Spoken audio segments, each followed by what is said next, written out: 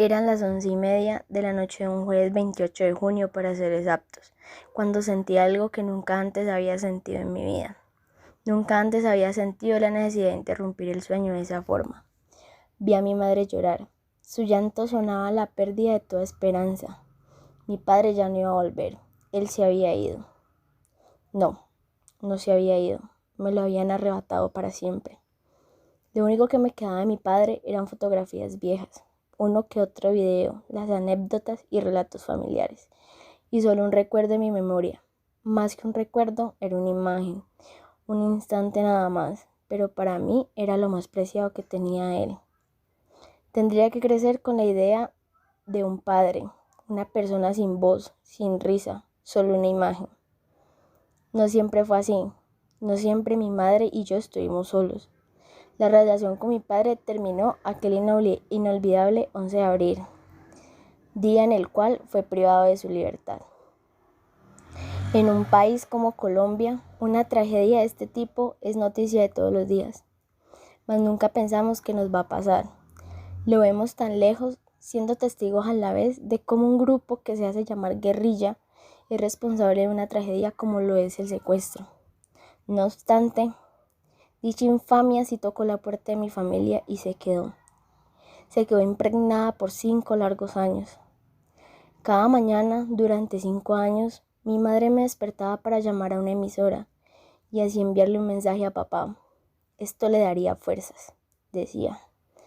Por todos estos años lo hice, le contaba todo. De esa forma lo sentía más cerca, como si estuviera al otro lado del teléfono. Él fue testigo de cómo la salud de su padre se deterioraba, pero nunca lo vio perder las esperanzas. Siempre esperaba volverlo a ver en casa, que volviera y lo deseaba con todas sus fuerzas.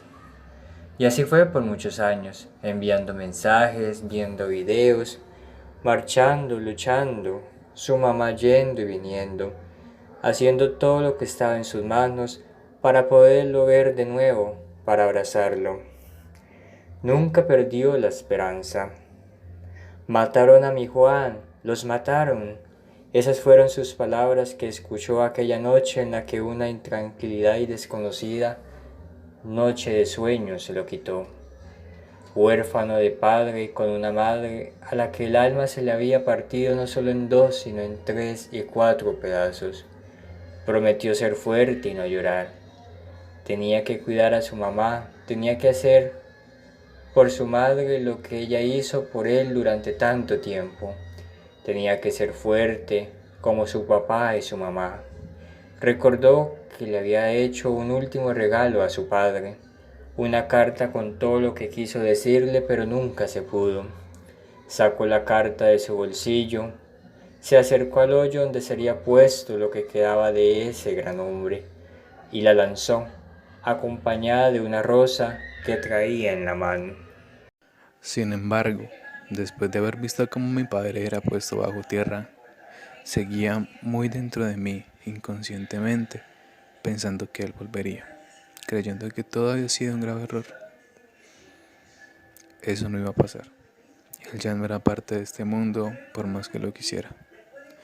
Me lo habían arrebatado de un momento a otro y tan rápido que no lo logré procesar hasta después de mucho tiempo. Una fuente me proporcionó recuerdos e historias de la valentía de mi padre en las selvas colombianas, el compañero de sufrimiento de mi padre. Ahora sabía que mi padre nunca se había dado por vencido ni se había dejado humillar por sus captores, ni dejado de velar por sus compañeros y siempre se aferró al amor que sentía por nosotros y quienes lo esperábamos en casa. No lograba ser feliz. Lloré y ella me acompañaba con su llanto en silencio. Pero supe que era hora de hablar, y lo hicimos, por varias horas más. Hablamos de ese hombre, ese que se robó el corazón de mi mamá, ese que daba todo por su hijo, ese que tocaba el piano y leía sin parar. Por fin mi mamá y yo dejamos a un lado el peso que teníamos encima con el propósito de ser fuertes. No iba a ser fácil perdonar, pero debía hacerlo, debía sanar, porque sabía que era la única forma de hacer que mi padre se sintiera orgulloso de mí. Era la única forma de ser realmente feliz. Esta no es solo mi historia, es la historia de muchos niños colombianos que tuvimos y tienen que crecer sin un padre, sin una madre o simplemente sin ninguno de los dos a causa del conflicto en Colombia. Esta es la historia de todos esos niños a quienes la guerra les arrebató su infancia. Esos niños que en un lugar de colorear tuvimos que marchar, luchar y ser fuertes. Esos niños cuyo deseo de cumpleaños y primer elemento en la carta del Niño Dios era o es la paz. Esos niños a quienes sus padres no los pudieron ni los podrán acompañar en el camino de la vida.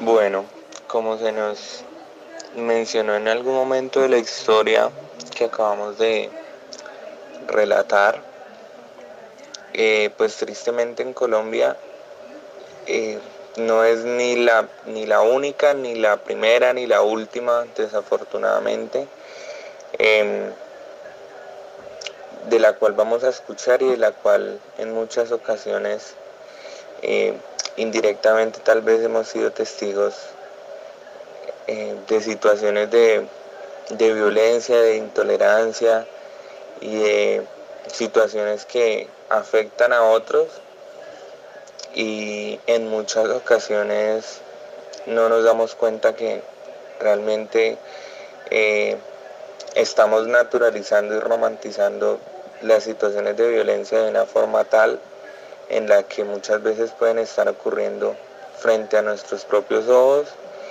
y aunque con molestia lo tomamos con cierta naturalidad, como con, como con ese ya me lo esperaba de la ciudad en la que vivimos, del país en el que nacimos. Y bueno, pienso que realmente cesar todas estas situaciones está en nuestras manos, porque al fin y al cabo somos nosotros quienes elegimos nuestros dirigentes y elegimos quién realmente pueda eh, buscar un camino eficaz, porque llevamos muchos años apostándole a que la guerra era la respuesta y evidentemente no, porque la lucha y la guerra por parte del Estado para empeorar la situación eh, en ciertos aspectos es aún más violenta eh, y más peligrosa contra los civiles que muchas de las guerras que se libran eh, realmente de parte del Estado contra quien deberían actuar, ¿no?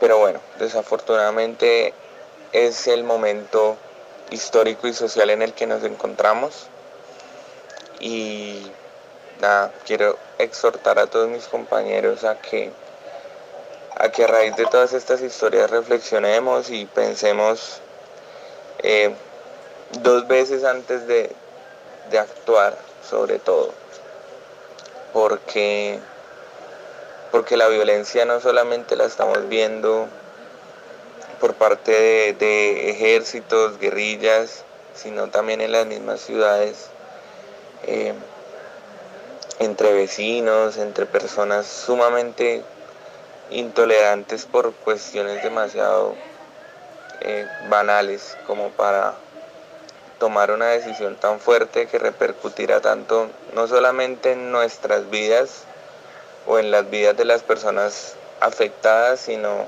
de ahí en adelante a las demás generaciones y al resto de personas que desafortunadamente diariamente son testigos en Colombia de crímenes, de asesinatos y de situaciones injustas.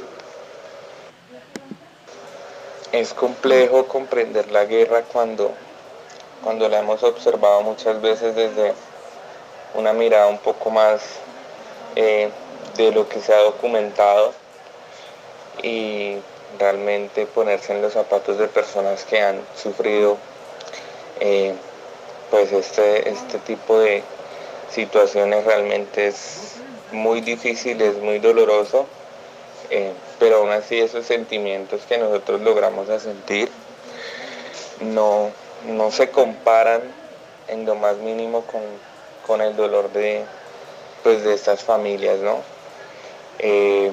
Por lo tanto también me gustaría pedir a la gente en general un poco de respeto por el dolor ajeno, porque en muchas ocasiones eh, pues he escuchado por comentarios de noticias frente a estas eh, tipo de historias que diariamente ocurren, eh, se escuchan pues cosas bastante desagradables por parte de la gente que no tiene la menor idea de lo que es eh, la vida en el campo, lo difícil que es para sus habitantes eh, y peor aún lo difícil que es eh, perder a un miembro de nuestra familia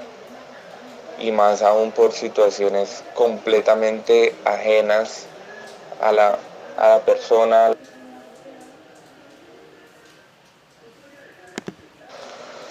a su familia y a sus seres allegados. Eh, bueno, por otro lado también me gustaría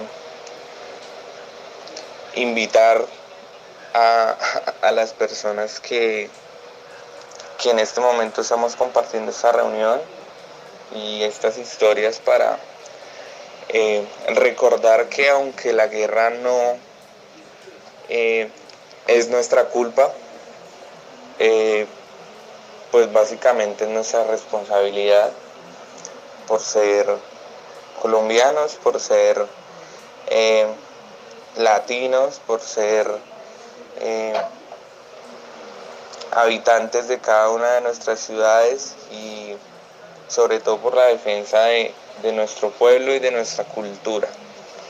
Eh, estamos peleando una lucha que nos afecta día a día, pero que realmente pues no va para ningún lado, ¿no? O sea, lo único que ha traído es muerte, problemas y corrupción al país. Entonces, pues realmente nuestra responsabilidad está en unirnos a esa lucha, pero, pero no con un fusil o con un arma acabando con otras vidas, sino eligiendo bien y apostándole y luchando para conseguir realmente una paz en Colombia. La única salida y la única respuesta que tenemos para que todas estas situaciones cesen realmente es apostarle a los procesos de paz y yo creo que conocer un poco más de estas historias a nivel general puede ayudar a sensibilizar un poco y a motivar a las personas para que realmente logren como meterse en los pies de estas familias, de las personas que viven en el campo, en nuestras montañas, bueno, y que cumplen una labor tan importante para el país y para nosotros porque son muchas de estas familias las que nos alimentan porque son ellos muchas veces los encargados de la producción de muchos de nuestros alimentos. Entonces no seamos egoístas, no seamos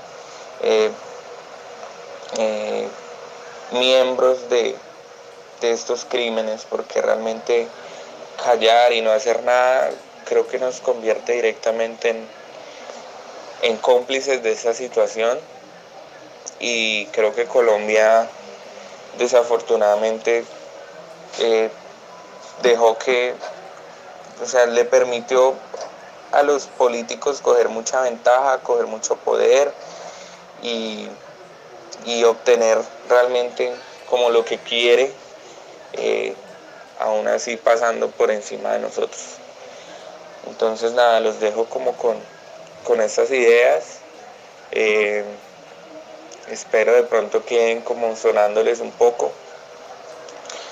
Y nada, que dentro de poco ya logremos hacer algo ante estas situaciones, porque cuando teníamos el proceso de paz tan cerca, pues por situaciones de cambio de gobierno y una administración a mi parecer pésima, pues se perdieron muchos de los grandes avances que en mucho tiempo no se habían dado, y espero no se tarden tanto tiempo en regresar otra vez.